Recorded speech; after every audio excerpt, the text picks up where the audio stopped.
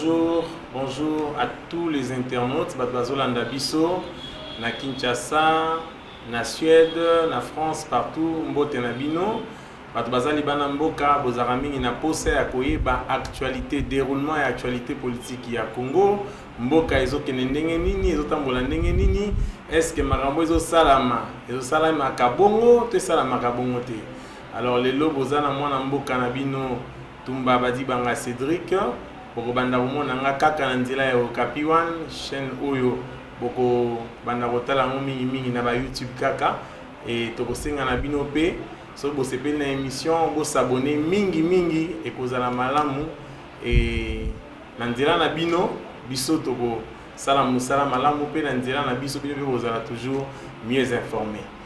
Alors lelo na mokolo ya samedi tozali na mutu moko na plateau awawa yende akosunga bino pona boyeba est-ce que makambu oyo biso tozoyoka eza bongo, est-ce que makambu oyo bino pe boyoki ebonge salama pe bongo to ndenge nini. Alors tokolobe la déroulement actualité politique actuelle boyeba yango et na kosenga na mwana mboka à se présenter moko alekara déjà awa boyebi pe déjà et nanzela émission oyo okipe ko se présenter une fois de plus. Bonjour maître. Bonjour Maître, ba internet bazana ko sabayeba kombo na yo bayeba yo so bazana. Maître Dani naza avocat na barreau ya Kinshasa Gombe. Naza pe lokola chercheur en droit constitutionnel et pas na université de Kinshasa et pas wapi naza osala troisième cycle en droit public. Donc voilà. OK, maître Okapi One ezana esengo ya koyamba yo mingi. Pourquoi? Parce que non seulement tozali na posa ya mutu lokola yo ayebi mibeko koyeba yango po malamu parce que bayebisi biso ge même na domaine na bino batambourinaire pe baza ebele bato bazomisala ba constitutionnaliste mingi. Maintenant na esengo koyamba yo parce que bana mboka o baza na kin o baza libanda o baza na Suède bakoyeba lelo nini yango mibeko elobi. Maître, ndenge nini ozali ko percevoir actualité politique na biso lelo c'est mboka etambola malamu? Bon, mboka ezotambola ndenge ezotambola nayebi ke ba mboka nyonso ya mokili ezalaka bakwaki ezalaka kaka.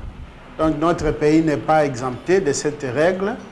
Ezotambola, mais tout le monde dit l'actualité politique un peu mouvementée, l'actualité judiciaire et tout.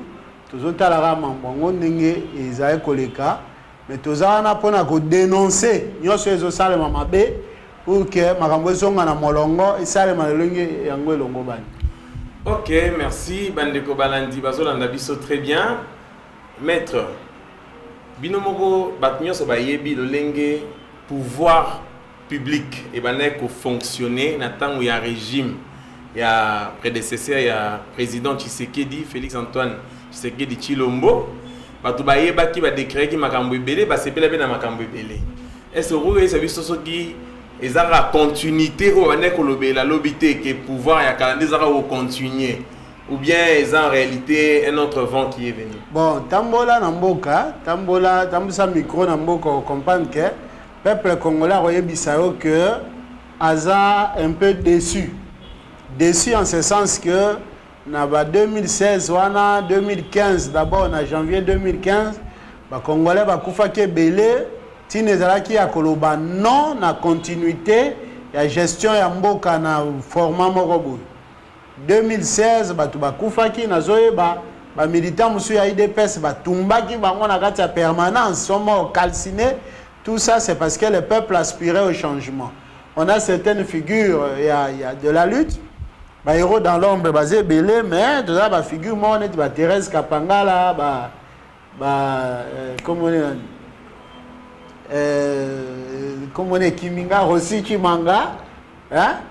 Rossi Chimanga, Thérèse Kapangala, bah, tu es belé, sont tombés dans les champs d'honneur de la lutte pour que alternance et salama makambo na mboka ezwa elan mususu. Mais malheureusement la réalité c'est que ba makambo ezaki décrié souffrance d'abord, souffrance, population alela qui souffrance mingi, pe bayeba que élection et koya nelo kwasika. Souffrance est aussi là. Le peuple va voter depuis le 30 décembre 2018, 2019 Mbeleki, souffrance est bakisa minde ko bakisama. To côté 2020 année de l'action, 4 mois de geleki, action tout le monde a vraiment la vie sociale de la population, na ba coronavirus et ko bakisama, souffrance et zo bakisama lisusu makas. Ba salaire o ya mikie oyo batwaza kolo ba salaire mikie sous le régime de Kabila, les salaires sont modiques, mais tout le monde dit que salaire o ya mikie wana na régime ya Félix Tshisekedi ba ye ko kitisango lisusu tango ba ye ko appliquer l'impôt professionnel sur les revenus. Donc les conditions de vie ne font que s'empirer. Tracasseries policières, administratives, les détournements des deniers publics, la corruption. Donc, en tout cas, c'est la médiocrité. Mais, tout le monde ça n'a été que l'action Moko et Salamaki, la gratuité de l'enseignement, ces acquis manifestations et la volonté à président de la République. Même si on pense que c'était une mesure populiste, ils ont mis de manière précipitée pour répondre à l'aspiration Moko Bouye, si bien que le peuple congolais se sentir à bien fait et à gratuité. Merci beaucoup, maître. Maître, vous avez constaté que les choses ne font que s'empirer.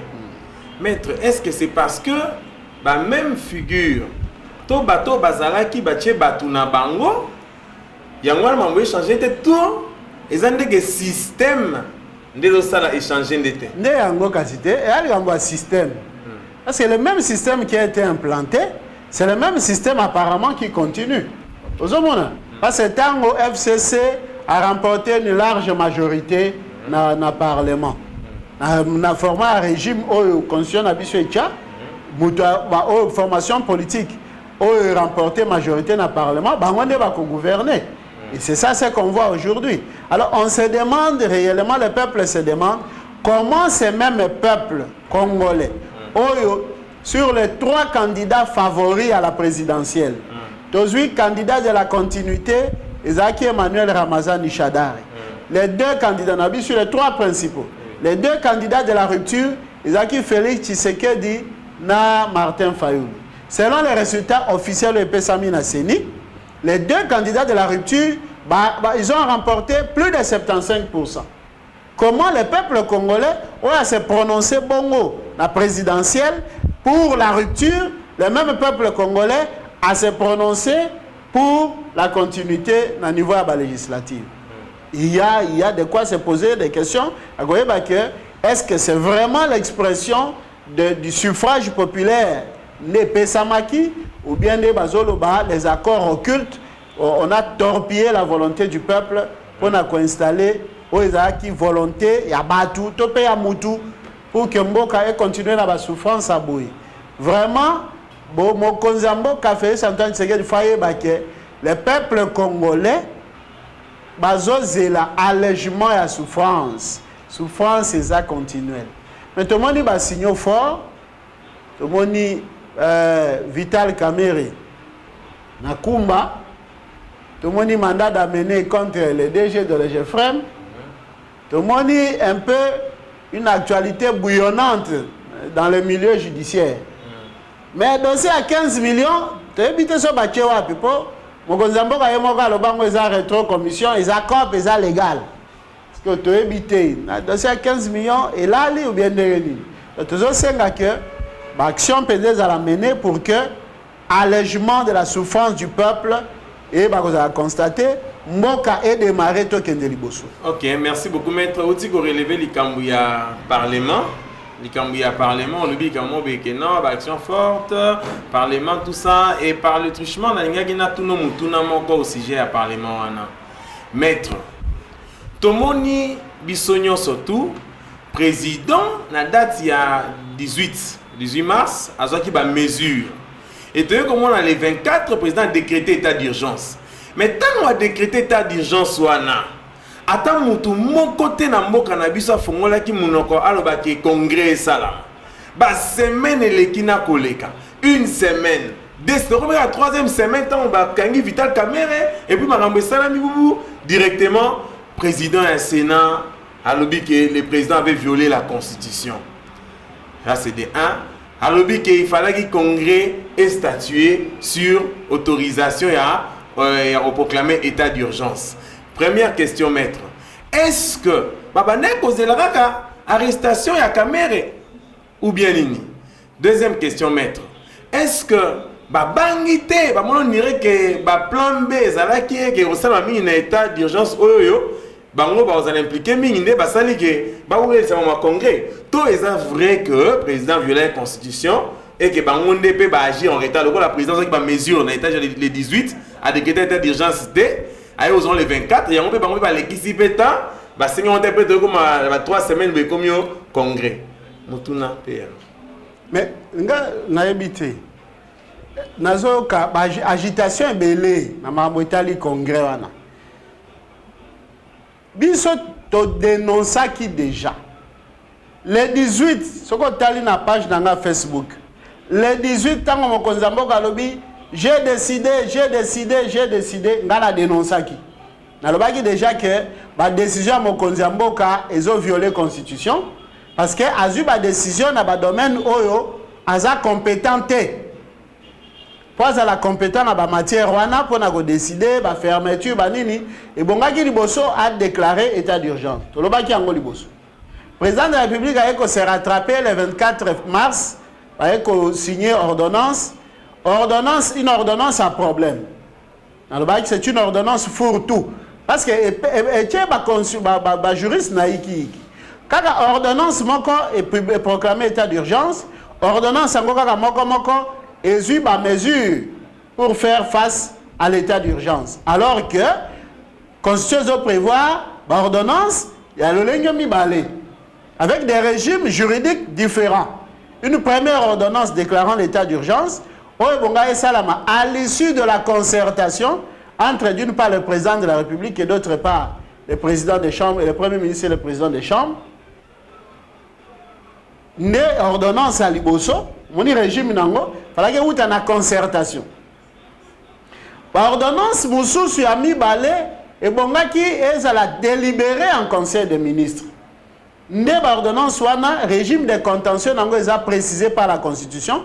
Mobeko Lukunze Lobby, par ordonnance wana avant yango est à l'appliquer et bongi est le cas na cour constitutionnelle à se prononcer toutes les affaires cessantes sur leur conformité à la constitution. Au moins, ce qu'on a fait, le président de la République a signé l'ordonnance le 24 mars, comme mango na cour constitutionnelle le 9 avril 2020. Donc, il a fait de 16 jours, je ne sais pas moi, 16 jours après. Donc, on m'a dit que quelque part, le tâtonnement est trop dans la présidence. Il fallait qu'il y ait des juristes, des publicistes, des alakuna, parce que Bazeli, 16 jours après, il y a comme une ordonnance de la Cour constitutionnelle. Alors que la pensée du constituant, ceux qui ont bâti alors avec le prescrit de la loi organique sur la Cour constitutionnelle, au moment où l'ordonnance soit appliquée, et bon, la Cour constitutionnelle s'est rassurée que dans la minute où l'état d'urgence est proclamé, le président de la République a commis le droit à limiter les droits fondamentaux à Batou. Est-ce qu'en limitant les droits fondamentaux à Batou, est-ce qu'il ne va pas porter atteinte aux droits et principes indérogeables qui sont consacrés à l'article 61? Yango Bachaki, disposition. Mais le président de la République a tiki d'abord ordonnance et à l'appliquer. Maître Naka Tioté. D'abord ordre. Maître Naka Tioté. Moi, il y a un lobby et Tindi Bisoto posez-moi question sur aussi Sanango.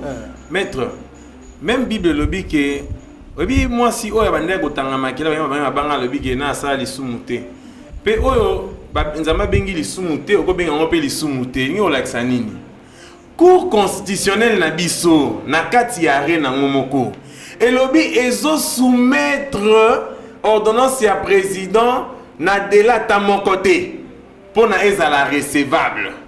Parce que yo na golobana yo to lobby que non. Oh non, président a signé comme le 9 na lobby la cour et moi c'est même président a signé comme le 18, attends déposer comme le 24, attends déposer comme le 30. Donc cour constitutionnel et président a na faute totalement té. Yo ce que lobby on va que cour constitutionnel cour ami aussi. Bon, toza avocat, tu dis que selon les serments que nous avons prêtés, on ne peut pas dire ou publier des choses contre les décisions de justice. Mais ce qui nous répond à la question, c'est en tant que dans la présentation que Naza chercheur en droit constitutionnel, donc Naza apprenant, c'est le 3e cycle en droit public, au nom de la liberté de penser, nous avons répondre. Mais je ne peux pas, en tant qu'avocat, parler contre les décisions de justice. Au cours à lobby, et Zabongo, ça s'impose. Okay. Mais nous réfléchissons. Parce que au cours à lobby, et Pexi va tout réfléchir. Parce que la doctrine doit réfléchir. La doctrine peut remettre en cause. Même la position sur ce cours à lobby, on a repéré sa lumière. Vous savez, on a toujours réfléchi. Pour nous, ceux qui courent à Koloba Bongo, que la Constitution ne subordonne pas la saisine de la Cour à une exigence de délai. Cour à Constitution. À Constitution, pour si délai est 2 jours après, 48 heures après, il faut saisir la Cour. Vous avez si délai. Mais la Cour, en disant ça, a encourager ma baie. Parce que le président de la République a comme ma ordonnance dans la Cour constitutionnelle, même après l'état d'urgence. La cour. Oui, selon le parler de la cour. Même après l'état d'urgence, ça y est comme mango. Maintenant, c'est quoi l'utilité de cette disposition? L'utilité, quelle est la fonction? Parce que, on m'a dit, et là, quelle est la fonction du prescrit de l'article 145 de la Constitution? Parce que Mibeko Bachak Angote, Tika Tocha Mobeko Te. Mobeko soki bachango ezana tina bacheli yango. Il faut que otomi tuna tina nini article 145 wana bachaki yango. Tina ezake lokola président de la République a eu ba pouvoir rebelle. Ya ko limiter ba droit ya batu. To limiter que ordonnance wana. Les ordonnances oyazo soit délibérées en conseil des ministres et a porter atteinte na ba droits fondamentaux oyo ba pekisi ko limiter yango na état d'urgence. Yango moni ba lobi que la loi organique est ici que ba ko contrôler conformité il y a ba ordonnance wana à l'article 61. Pourquoi? Parce que l'article 61 lobby en aucun cas et même lorsque l'état d'urgence ou l'état de siège aura été proclamé conformément au prescrit de l'article des articles 85 et ceci de la Constitution, en aucun cas on ne peut porter atteinte à certains principes. C'est quoi? Ce qui va prescrire contrôle wana exactina ya contrôle exact avant loi organique écoute le bien clairement que ces ordonnances ne peuvent pas être mises en application avant que la Cour ne puisse se prononcer. Maintenant problème est wana Cour à lobby il n'y a pas d'exigence de délai. Mais pour Abosana qui est na souka ordonnance wana président de la République à lobby a sengi ba organe de l'État na niveau national, niveau provincial, na niveau territorial, chacun en ce qui les concerne de exécuter la présente ordonnance. C'est-à-dire dès la signature, il y a un ordre d'exécution qui a été donné. Ozomona, c'est que cour place wana a contribution na iki. A contribution na iki. Et ça c'est un arrêt mitoyen, arrêt moko ya que non to lo babo poto cha batunyo so à l'aise. Batunyo so ou bien batira tamemo bana président l'aise. Kasi bango ti bato bazaki les deux parties au bazaki là. Ou le article 119 autorisation, ou le article 85 concertation. Bon, sikoyo, ou le non, l'ordonnance est inconstitutionnelle. Ou le non, l'ordonnance n'a pas violé la Constitution. Ndé sikoyo cour a yé lokola non, na katikati bon na minitio yo. Toujours la solution moko ya katikati pour tous les deux camps à l'aise. Donc yango wana kasi cour akeme ya contredire pe la décision ya Cour suprême de justice zora nakala. Cour a sali un revirement jurisprudentiel très dangereux. Parce que la Cour suprême de justice à l'Obaka pour proclamer l'état d'urgence ou l'état de siège le président de la République n'a pas besoin de l'autorisation. Vous comprenez? Parce que ce qu'on t'a bien la nature, il y a pouvoir, il y a proclamation, il y a état d'urgence. Parce qu'il faut, tu comptes est-ce qu'on a mozindo, tu sais qu'à la likolo te à ma commis, tu lukao et bombami. Pour Nini, ça président de la République, pouvoir et proclamer état d'urgence. C'est parce que, ce qu'on t'a dit à l'article 69 de la Constitution, Balobi, le président de la République assure par son arbitrage le fonctionnement régulier des pouvoirs publics et des institutions. Il est le garant de l'indépendance nationale et de l'intégrité du territoire. Oyoki va passer va pouvoir wana. Azali ko assurer le fonctionnement régulier de l'institution. Azali garant à indépendance et il y a intégrité territoriale. Article 85 est l'obiboy. Lorsque des circonstances graves menacent de manière immédiate l'indépendance nationale et l'intégrité du territoire, c'est-à-dire président de la République, Oyazo Mukumba, Constitution l'obi, Ozali garant de l'indépendance, Ozali garant intégrité territoriale. Tant qu'on a circonstance wana, et qu'on menacer indépendance et intégrité territoriale dont il est le garant. C'est au nom de ce pouvoir de garant de l'article 69 de la possibilité de proclamer état d'urgence. Au nom de pouvoir assurer le fonctionnement régulier des institutions, ce qui a une circonstance qui provoque l'interruption du fonctionnement régulier des institutions. Dès que mon qui va le non, malade Parlement va intervenir et exalter. Circonstance de provoquer interruption au fonctionnement régulier des institutions. Alors que Kuna Balbi, qui est président de la République, il doit assurer le fonctionnement régulier des institutions.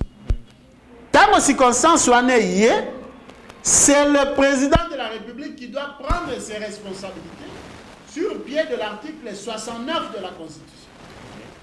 Ce qui te lobby, tu comprends, ils ont pouvoir propre à président de la République. Ils ont pouvoir naïe. Ce n'est pas un pouvoir qui non à 5 autorisations. Parce que s'il sollicite une autorisation, cela veut dire. Il y a congrès. Il y a congrès, donc il n'est qu'un simple exécutant. Okay. Parce que le congrès n'a pas décidé que l'état d'urgence est là, tout état d'urgence est à la tête. C'est qu'en réalité, ce n'est pas le pouvoir du président de la République, mais c'est le pouvoir du Congrès. Or, si nous admettons ça, comme la Cour constitutionnelle l'a admis, nous voulons simplement dire que la fonction présidentielle, au article 69, tokomiko érodé en haut, tokomiko lié à la fonction présidentielle. Et ça, pouvoir et à président de la République, il ne peut pas solliciter d'autorisation. Du point de vue du droit constitutionnel, le président de la République n'a pas besoin d'autorisation pour proclamer l'état d'urgence. Merci beaucoup, maître. Malheureusement, c'est que tu comprends, internaute, tu vas comprendre. Mais maître, malheureusement, tu comprends que le président a pas pouvoir. Mais en même temps, le fonctionnement et le pouvoir public en haut, politique, tout le monde dirait que le président a fragilisé. Dans l'institution, peut-être qu'il faut pas pouvoir et s'amélier. Janine Magunda, président de l'Assemblée nationale, Abimi, Lilobanaye, et l'ingénieur qui l'a kisagé, ce qu'on me dit que pendant l'Assemblée nationale, bis de redestituer. Tout le monde est président, et quand il y a un président à Sénat, président sur ordonnance, à l'équipe de TV, le but maman que non, président violé la Constitution, il faut congrès ça là. Au moment que pouvoir on a oui, président Zolobi, les autres qui ont un mukanda, parce que ça a fragilisé l'institution, il faut pas respecter. Bon, ça a fragilisé, mais le Parlement est scellé. Hein? Dans le Parlement. Maître, Bapessi va faire la palais du peuple et l'eau. Bapessi en gros, Bapessi va faire la palais du peuple après qu'il va désinfecter. Bapessi va faire la palais du peuple. Comment est-ce que tu vas congrès? Ce qui est congrès, c'est la destitution à président de la République. Il faut tout le temps avoir un texte malam. La procédure de la Constitution Bokanabiso, c'est la mise en jeu de la responsabilité pénale du président de la République. La procédure de destitution telle qu'ils ont organisée dans Bamboka Moussousou, ce n'est pas organisé chez nous. Ok, maître, mais Flori Kabang et Numbia, ou tel Kolonga, Zaki procureur général, Moutou la Tika Gina Bokonzi. Mais yo, Obo Sanate, qui est en Jani Mabunda Zolo Bakeso, mais qui te destitué, dans le sens que Flori Azawana, Moutou Nabango. Flori Kabang Azalaki, procureur général, près la Cour de cassation. On a déclenché. On a déclenché. Voilà. Bon, na évité que le bagazaki a bangazaki a mboka. Ça dit Kabila Moutati, président Kabila Moutati Kakaye. Mais azo sale là mboka. Si ko yoko le baké o ba nommé si ko a resé la mboka té o la président Tshisekedi. Il faut te téléméla na kati ya mboka parce que quand on vous donne la charge des charges publiques, c'est pour la nation, c'est pas pour l'individu. Donc il kambeza nezate ke o ba tchelelo azaya tel, il faut la ressortir en province tel, il faut azala tel. Maître Tangaka, Janine Mabunda alobaki langa Joana, on dirait bazala qui reposer espoir na bango mobimba na procureur général après la cour constitutionnelle et puis à un moment donné toyo mon président bois qui ordonnance ils ont changé bah au magistrat ils ont sorti au magistrat et au moins président bois qui ordonnance yo aux juristes oui bien que la nomination il y a ba magistrat ça les maka sur proposition du conseil supérieur de la magistrature oui théoriquement tu bien que sur le terrain pratique la tractation est à la Kamakasi, surtout pour les magistrats, on a sommet, il y a un organe de justice, il n'est pas exclu que l'influence du président puisse jouer. Mais, Tango et Salami, Janine Mabunda a fait une déclaration, le président de la République a nommé le magistrat Moussoussou. Sur le plan politique, ça peut passer. Il y aura une crainte peut-être autorisation de poursuite et cause à la sollicité, il faut acha mutunae. Mais c'est la prolongation de la médiocrité. Quand tu peux servir ngai, au lieu de ça l'intérêt du peuple. Au moment où tu as baké, quand tu as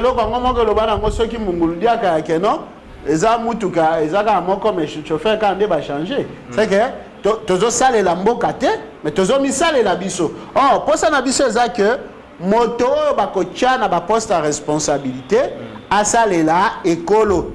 Si les conditions sont réunies, même pour solliciter une autorisation de poursuite contre le président de la République, tolobaka ngo tango to komaka na mambo droit, tolobaka que pour qu'il y ait l'indépendance du pouvoir judiciaire et que nous puissions assister réellement à un état de droit, il nous faut des magistrats courageux et ingrats. Il nous faut des magistrats courageux et des magistrats ingrats. Ou Alexis Vital Kamé qui est pas ingrat. Pas Vital Kamé n'a habité. Courageux, Alexis Vital Kamé va courageux. Courageux. Oui, on a besoin de magistrats courageux. On a aussi besoin de magistrats ingrats. Mais ingrats parce que aussi ingrats à l'égard de l'autorité de nomination. Parce que non, comme j'ai été nommé par ordonnance du président de la République, n'a qu'à quitter mettre responsabilité en cause. Non, il faut que les magistrats soient animés par ces devoirs d'ingratitude à l'égard de l'autorité de nomination pour qu'à un moment donné, tout vivre la réalité de l'état de droit. Merci beaucoup, maître. Merci Mingi. Ben internaute nyo surtout bozoyo kandinga. Ndinga dans maël ndezo sopana. Donc président de la République peut aux occasions on a vu sur na YouTube. Ayo garata maël pas ça mon konzi mais azora péta moi vous avez une bonne distraction, hein? C'est vrai, là, je ça là, à tel terme, na sala qui m'a erreur quelque part, hein? Bah constitutionnaliste bazali. Tout le monde est Béran, Kolongé, à dire Kabaya, président Bikazé, économiste, semble-t-il, à ça droit économique. Mais juriste et constitutionnaliste bazali. Mais président professeur Mbatazo Benga Batnyo Soba, constitutionnaliste tambourinaire. Donc Béran, pour la présidence, c'est tambourinaire. Naza d'accord, on approche, il y a Batumusu. Parce qu'au moins, nous avons besoin des arguments de droit. Et ça, c'est que chaque fois qu'il y a une question de droit, on va attaquer Batou. Donc, il n'y a pas d'argument. On a lobby bongoté. On a lobby, on a posé un argument. On a posé un critique, objectif, des arguments bien agencés, au lieu de s'attaquer à des individus. Le problème, c'est que s'attaquer à tel atanga boy, tel azabo, contredisons-nous avec des arguments scientifiquement éprouvés et moi on a que oyo alobaki boye ngana ye na talisi ke oyo alobaki eza yango te na talisi yango avec une réflexion, un raisonnement cohérent. Parce qu'on attaque tout par des arguments à des personnes. Merci beaucoup, maître. Tous êtes très ravis. Yakoyo Kayo, Maël Opesi, Nami Bianonyo Soto Pesi Namituna Nabiso. Je crois que vous allez disponible Peso qui to bengi prochainement au Kapiwan pour na kolobela makambo yo kolekation na mboka. Tous allez. OK. Merci beaucoup. Internaute News to Bolandi Biso. Moi na mboka na bino maître Cédric, maître Daniel Oute koloba awa ke au salaki ba publication na yo na Facebook. Donc regardez sur votre commune à Facebook Daniel le koyana na ba ko monango pe numéro de téléphone soki za. Te batu balanda nde au Kapiwan TV barozwa. Numéro de téléphone 081 766 66 76. Ah, 081 76 666 76. Wow. Ah, OK. Bana mboka bayoki. Donc batu bana posa bayoka tokolobe la constitution mboka, tokolobe la politique ebele sur Okapiwan TV le wa bozo pe service espace toko répondre na invitation na bino pe. Merci. Na réunion so bakolanda biso na libana mboka. Nzama pambola bino mingi. Tozaka ka elongo na bino kino suka. Ti Kongo kokufa biso pe tokufa mais Kongo kokufa pe kaka te tokozala pe Okapiwan ekozala kaka. Merci mingi na bino.